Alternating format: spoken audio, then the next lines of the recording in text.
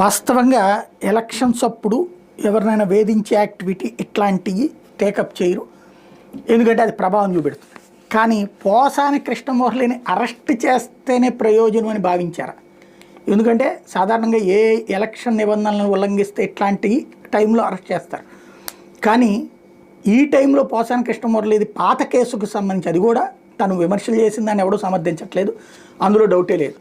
అతన్ని అరెస్ట్ చేసి తీసుకొచ్చేటటువంటి పని ఇదంతా పొద్దునుండి రాత్రి దాకా మీడియాలో వస్తుంది కదా. అంటే ఈ ఇంపాక్ట్ ప్రయోజనం అని భావించిందా అధికార పక్షం? అంటే అవును అంటున్నారు.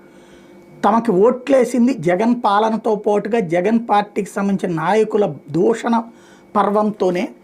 అలాంటి వాళ్ళని అరెస్ట్ చేయలేదని వాళ్ళు ఫీల్ అవుతున్నారు విద్యావంతులు. దాంతోపాటుగా ఏది పవన్ కళ్యాణ్ ఫ్యాన్స్కి ఎక్కువ కోపం ఉంది పోసాని కృష్ణమురళిది. ఇప్పుడు ఈ గ్రాడ్యుయేట్ ఎమ్మెల్సీలో అటు గోదావరి జిల్లాల పాయింట్ వచ్చాడు.